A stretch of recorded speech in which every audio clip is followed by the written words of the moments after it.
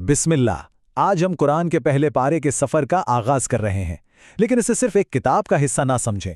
یہ تو ایک ایسا آئینہ ہے جس میں ہم اپنی زندگی کو دیکھ سکتے ہیں، اور ایک ایسا نقشہ ہے جو ہمیں ایک بہتر انسان بننے کی راہ دکھاتا ہے۔ آئیے اس بنیاد کو سمجھتے ہیں جو ہماری پوری زندگی کی سمت طے کر سکتی ہے۔ تو آج کا ہمارا یہ سفر 5 اہم سٹاپس پر رکے گا۔ آئیے دیکھتے ہیں کہ وہ کیا ہیں اور ہمیں کیا سکھاتے ہیں۔ ہمارے سفر کا آغاز ہوتا ہے سورۃ الفاتحہ سے، جسے دی اوپننگ بھی کہتے ہیں۔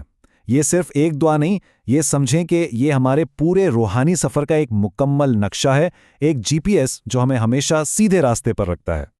اور یہاں سب سے پہلی اور سب سے خوبصورت بات کیا ہے، وہ یہ کہ اللہ سے ہمارا رشتہ خوف پر نہیں بنتا، بلکہ اس کی بنیاد رحمت پر رکھی گئی ہے۔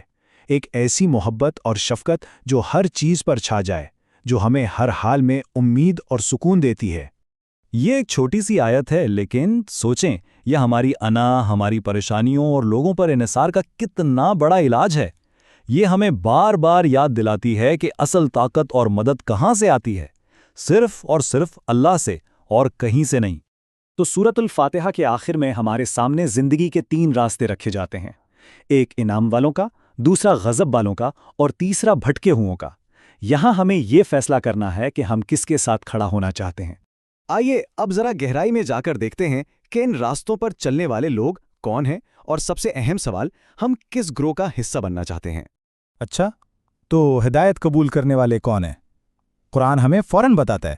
یہ بالکل ایک چیک لسٹ کی طرح ہے جس سے ہم خود کو پرکھ سکتے ہیں کہ ہم کہاں کھڑے ہیں۔ یہ ہے تقویٰ، یعنی اللہ کا احساس۔ اس سے ایک مومن کا آپریٹنگ سسٹم سمجھ لیں۔ ایک بہت سادہ سی سوچ کہ اللہ مجھے دیکھ رہا ہے، اس لیے مجھے بہتر فیصلہ کرنا ہے، بس یہی ہے۔ یہاں ایک بہت ہی اہم نکتہ ہے۔ قرآن سب سے بڑا روحانی خطرہ کفر کو نہیں بلکہ منافقت کو قرار دیتا ہے، یعنی ظاہر کچھ اور باطن کچھ اور۔ اس سے یہ صاف ہو جاتا ہے کہ اخلاص یعنی دل اور زبان کا ایک ہونا کوئی آپشنل چیز نہیں، یہ ہماری نجات کی لازمی شرط ہے۔ اچھا، اپنی اصل صلاحیت کو سمجھنے کے لیے ہمیں کہانی کے بالکل شروع میں جانا پڑے گا، یعنی آدم علیہ السلام کی کہانی کی طرف۔ یہ کہانی ہمیں بتاتی ہے کہ ہم میں کتنی عظمت ہے اور گر کر سنبھلنے کی کتنی طاقت ہے۔ تو پھر ہمارا مقصد کیا ہے؟ ہم یہاں کیوں ہیں؟ قرآن اس کا بہت واضح جواب دیتا ہے۔ ہمیں زمین پر اللہ کا نائب یعنی خلیفہ بنا کر بھیجا گیا ہے۔ یہ کتنی بڑی ذمہ داری اور کتنا بڑا اعزاز ہے۔ آدم علیہ السلام کی کہانی دراصل ہم سب کی کہانی ہے۔ دیکھیں، یہ ایک سائیکل ہے۔ اللہ نے عزت دی، پھر تکبر کی وجہ سے ایک امتحان آیا، پھر ایک لغزش ہوئی، لیکن سب سے اہم بات، اس کے بعد خلوص سے توبہ کی گئی، اور اللہ نے اپنی رحمت سے اسے قبول کیا اور ہمیں بھی ہمیشہ کے لیے واپسی کا راستہ دکھا دیا۔ اور شیطان کی منطق کیا تھی؟ صرف ایک جملہ، میں اس سے بہتر ہوں۔ تکبر، یہی وہ پہلا گناہ تھا، اور یہی ہر برائی کی جڑ ہے، ایک ایسا زہر جس سے ہمیں ہر لمحہ ہوشیار رہنا ہے۔ تو پھر اس پوری کہانی کا سب سے امید بھرا سبق کیا ہے؟ وہ یہ کہ ہماری پہچان ہماری غلطیوں سے نہیں ہوتی، ہماری پہچان ہماری توبہ سے ہوتی ہے۔ بات یہ نہیں کہ ہم کبھی گریں گے نہیں، بات یہ ہے کہ گرنے کے بعد ہم کتنی جلدی اللہ کی طرف پلٹتے ہیں۔ چلیں اب سفر کو آگے بڑھاتے ہیں اور 2 کیس سٹڈیز دیکھتے ہیں۔ ایک کہانی عبرت کے لیے ہے اور دوسری بہترین مثال کے طور پر۔ دیکھیں، یہ صرف پرانی کہانیاں نہیں ہیں، یہ ہمارے لیے ایک آئینہ ہے۔ بنی اسرائیل کی کہانی سے ہمیں کیا وارننگز ملتی ہیں؟ اللہ کی نعمتوں کو مت بھولو، اپنے فائدے کے لیے سچ میں جھوٹ نہ ملاؤ، علم کو تکبر کی وجہ مت بننے دو، اور دین کو صرف بے روح رسموں تک محدود نہ کر دو۔ انتباہات کے بعد ہمیں ایک آئیڈیل ماڈل دکھایا جاتا ہے، ابراہیم علیہ السلام، ایک ایسے لیڈر جن کی پہچان کسی قبیلے یا نسل سے نہیں تھی، بلکہ صرف اور صرف اللہ کے سامنے مکمل سر تسلیم خم کرنے سے تھی، یعنی اسلام۔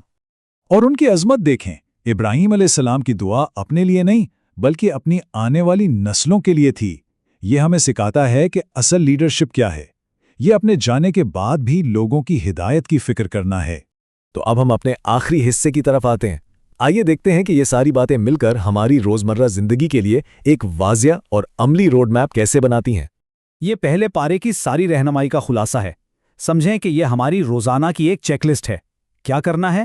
روزانہ الفاتحہ میں ہدایت مانگنی ہے، تقویٰ پیدا کرنا ہے، غلطی ہو تو فوراً توبہ کرنی ہے، اور کیا نہیں کرنا؟ تکبر اور دوگلے پن سے بچنا ہے۔ سچ کو توڑنا مروڑنا نہیں ہے، اور سب سے بڑھ کر اللہ کی رحمت سے کبھی مایوس نہیں ہونا۔ آخر میں یہ 5 چابیاں ہیں جو تبدیلی کا دروازہ کھول سکتی ہیں۔ پہلا، اخلاص، یعنی ہر کام اللہ کے لیے کرنا، لوگوں کی واہ کے لیے نہیں۔ دوسرا، تقوی، ہمیشہ یاد رکھنا کہ اللہ دیکھ رہا ہے، خاص کر جب کوئی اور نہ دیکھ رہا ہو۔ تیسرا، عاجزی، یہ ماننا کہ ہم غلط ہو سکتے ہیں۔ چوتھا، توبہ، ہر غلطی کے بعد فوراً واپسی۔ اور پانچواں، استقامت، روز کے چھوٹے چھوٹے اچھے کام کبھی کبھار کی بڑی نیکیوں سے بہتر ہیں۔ تو اس سب کا نچوڑ کیا ہے؟ ہدایت صرف معلومات کا نام نہیں، یہ تبدیلی کا نام ہے۔ پہلا پارہ ہمیں یہی سکھاتا ہے کہ اصل مقصد کو جان لینا نہیں بلکہ کچھ بن جانا ہے، خود کو اللہ کے لیے بدلنا۔ آخر میں ہم اسی دعا پر بات ختم کرتے ہیں جو اس پورے سفر کا خلاصہ ہے، ہدایت، تقوی، مغفرت اور رحمت کی دعا۔ اللہم ہدنا الی الصراط المستقیم وجعلنا من المتقین واغفر لنا وارحمنا، آمین۔